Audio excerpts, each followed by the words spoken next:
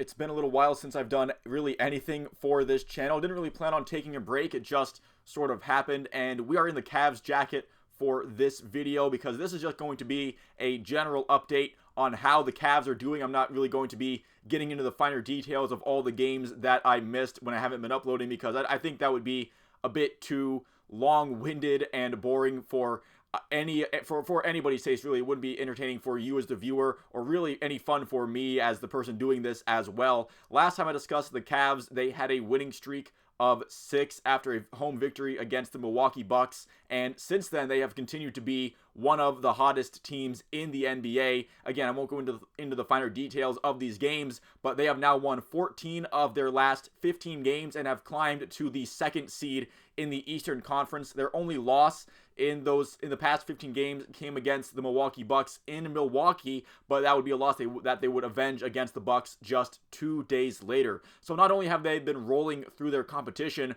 but for a lot of this time period, they're doing it shorthanded, with Darius Garland and Evan Mobley suffering long-term injuries simultaneously. That was kind of thought to be a bit of like an early death knell for the team, but instead they've just been rattling off wins in response. Donovan Mitchell went from, media outlets were shopping him around to basically every contender in the league. Eventually, Kobe Altman told the rest of the NBA general managers to lose his phone number in regards to Donovan Mitchell trades. The trade rumors are essentially extinct now. I know that the trade deadline is tomorrow, and I guess there is still time for something to manufacture, but all signs point to Donovan Mitchell is going to be staying on the Cavs for at least the rest of this season. Not only has his scoring continued to be excellent for Cleveland, he stepped into a distributor role pretty much seamlessly with Garland's absence. He's doing a lot of moving the ball around and dishing out assists left and right. He's been as great as you would want him to be in a Cavs uniform during this time. Sam Merrill off the bench has become a reliable sharpshooter in depth, which again, when Garland and Mobley first went down, I made my video about I forget which game it was after, but I basically said that Sam Merrill probably wouldn't be getting a whole lot of important minutes for the Cavs, and I think that very same evening he went off for like his career high in points, and then the game after, I think he had that huge overtime against, I believe it was Utah, pretty much turning my take into spoiled milk immediately, which I'm happy to be wrong on that. Tristan Thompson, he did become a solid backup center with Mobley's absence, but then he got suspended 25 games for PEDs. Thankfully, we only had a game or two of Damian Jones being the only center on the roster besides Jarrett Allen before Mobley came back, which, by the way, Jarrett Allen, he has been instrumental as well for the Cavs' recent success, especially when Mobley was still out with injury. He set a Cavs record for consecutive double-doubles, with double-doubles in 16 straight games. He was also a defensive paint presence that was really needed at the time, and I think we're getting the best of Jarrett Allen that we've seen in the Cavs uniform right now, which is saying something a bit impressive, because Jarrett Allen has been a pretty good piece for the Cavaliers ever since they acquired him. His double-double rampage might have to die down a little bit with the return of Evan Mobley, so he has that to contest for boards a little bit. And Evan Mobley, I feel like he's gotten right back into the thick of things with his return. He went 3 for 3 from beyond the arc against San Antonio, which isn't really something that he's ever really had in his offensive wheelhouse. He also had 7 assists against the Kings, although I think Evan Mobley's defensive contributions are just as, if not more, valuable to this Cavs teams than what he provides offensively. I feel like a lot of his detractors look to a bit of a lack of offensive growth from year to year to kind of look down on him, but honestly, Evan Mobley in a vacuum, he is a piece that I welcome on this Cavalier roster. That's really all I care about. I'm not too concerned about comparing him to player X or Y as far as, well, has he developed this part of his offense yet. I think for what the Cavs need him to do right now, Evan Mobley is a really good piece, and this team and its ceiling are much better with Evan Mobley in the fold than without him there. Darius Garland's return took place at around the same time, so Cleveland, they're now able to bring out their ideal starting 5, although they still seem to have Mobley and Garland on a bit of a minute restriction. They're being pretty cautious with their returns, as they should be. Right now, they're in a pretty good spot as far as the regular season goes, so there's no reason to try to rush anyone back any quicker than they need to be.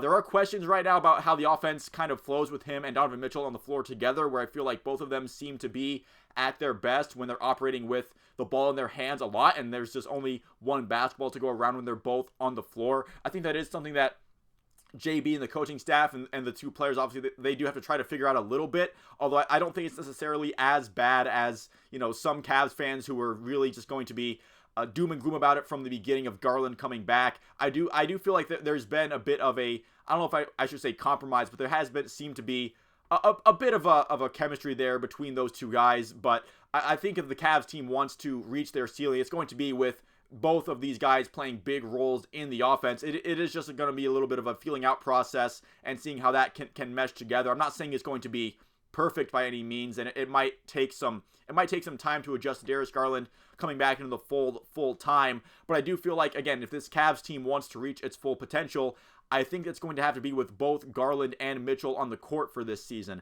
The only starting five guy I haven't really mentioned yet is Max Strus. I think he's been a little bit hot and cold as far as pure outside shooting goes, but I do think he spaces the floor quite well in ways that Isaac Okoro really didn't in the starting five last year. And the Cavs do actually have the shooting depth now to where they can survive a rough shooting night from Max Strus, especially with somebody like Sam Merrill coming in and showing off the outside shooting range that he has. And Max Strus always, at least he puts in a good effort. We saw that in their most recent game against Sacramento, where Max Strus chased down a couple of rebounds where I think it was both times it was Sabonis who got a rebound, but Max Strus was right there to steal it out from under him under the basket and get points off of that. Isaac Okoro, his offense, I think, has gotten a little bit better. His shooting percentages are definitely improving a little bit. It's not always a great offensive night from Isaac Okoro, but I feel like the defense, which is what Isaac Okoro's, the main ingredient of his game being his defense, that's still fine. He can make it tough on whoever you want him to guard. He doesn't always make it tough on everyone's best player just because the NBA, there's so many guys who can make anyone look foolish on offense, but I feel like night in, night out, I'm comfortable with Isaac Okoro going on whoever he wants to within reason. I feel like Niang has grown into a really steady and solid presence off of the bench. He had that insane game against the Milwaukee Bucks, which I believe is the most recent full game review that I did for the Cavs, where he had a career high in points. As much as I hate to say this for the bench, Darius Garland coming back and Sam Merrill's emergence kind of makes Craig Porter Jr. not getting too many minutes kind of makes a lot of sense outside of mop-up duty, where I don't really see Craig Porter Jr. as an option over any of those guys that I just mentioned, and especially with Max Strus's ability to play at the 2 spot outside of the starting lineup, I just kind of, where do you give him minutes over at this point? Which again, when Garland was injured and Sam Merrill hadn't quite established himself yet, that's when I was really kind of advocating for him getting more minutes. But now that Darius Garland is back and Sam Merrill is where he is, and with the guard situation being what it is, yeah, Craig Porter Jr. not seeing the floor a whole lot, it makes sense as of right now. But overall, that's not even a gripe I have. That's just kind of an idea that I find a bit disheartening. But this stretch of play from Cleveland has revitalized a lot of at least my hope in the season, and I feel a lot of the fan base feels the same way. When the Garland and Mobley injuries both happened, they were kind of hovering around 500, and it looked like it was going to get a little bit worse. And sure, you could say that the schedule did get a little bit easier, but they have won some games against tough teams as well. It hasn't just been all against cupcake opponents, but the Cavs look to keep their stretch going against the Wizards tonight, which they should be able to do without a whole lot of issue. But anything can happen on any given night. It might even be a night of Cavs game recap for me as I try to get back in the swing of things here with the channel. But other than that, thank you so much for watching. If you didn't make it this far into the video, listen to me ramble about the Cavs, I appreciate it. If you made it this far into the video, leave a like and a subscribe if you enjoyed it and you'd like to see more like it. You can let me know down in the comments below what you think about the Cavs and their recent stretch of pretty good winning, in my opinion. But once again, you can let me know your thoughts down in the comments below. Thank you for watching, and I will see you at the next one.